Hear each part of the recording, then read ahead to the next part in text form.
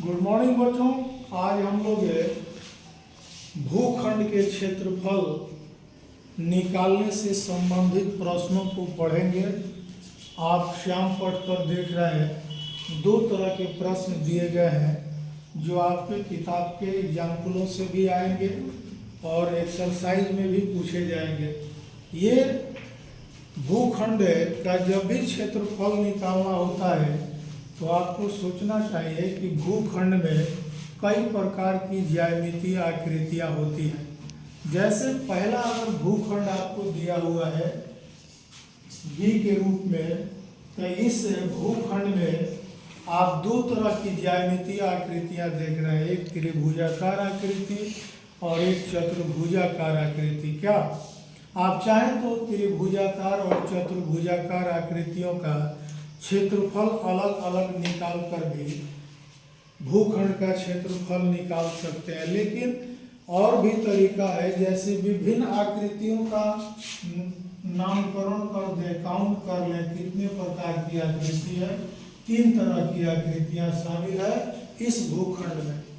पहली आकृति जो देख रहे हैं वो त्रिभुजाकार आकृति है, जिस त्रिभुज में जिसका नाम ए बी और ई है।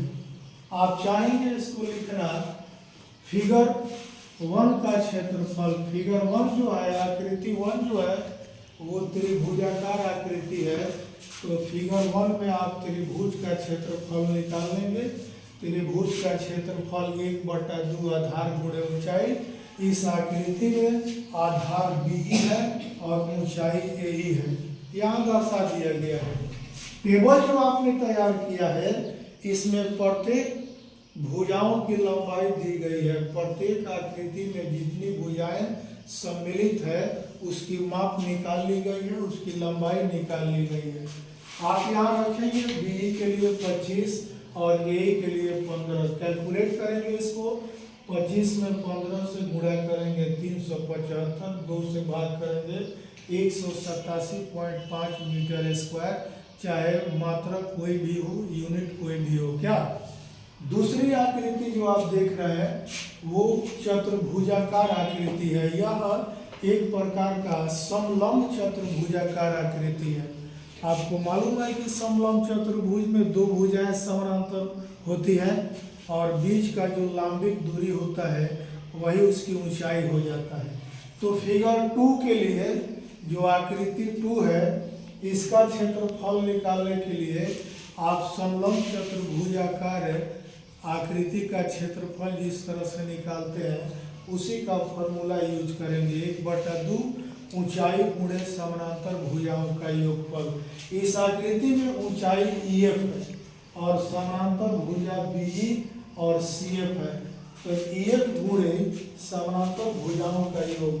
अब इसका माप हम लोग टेबल में खोज लेंगे। EF का माप 30 है और EF 25 है, BE और CF 10 है। गुणा करेंगे तो 2 से भाग करेंगे, 15 से 30 कटेगा, 25 में 2 जोड़ेंगे तो 35 होगा। 35 × 15 525 मीटर स्क्वायर। लास्ट में हम लोग चलते हैं तीसरी आकृति में जो फिगर 3 है। यह आकृति कैसा आकृति है जी? त्रिभुज।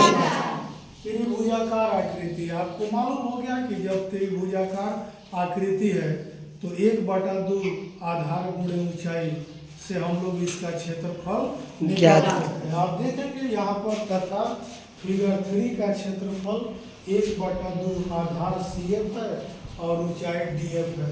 आधार का माप टेबल से ले लेंगे, 10 है और ऊंचाई का 20 है। कैलकुलेट करेंगे तो 100 मीटर स्क्वायर आता है। तीनों आकृतियों का क्षेत्रफल निकल गया। अब पूरे भूखंड का क्षेत्रफल निकालने के लिए प्रत्येक आकृतियों को जोड़ देंगे और जो होगा वही पूरे भूखंड का क्षेत्रफल हो जाएगा, अर्थात 812.5 मीटर स्क्वायर पूरे भूखंड का क्षेत्रफल हो गया।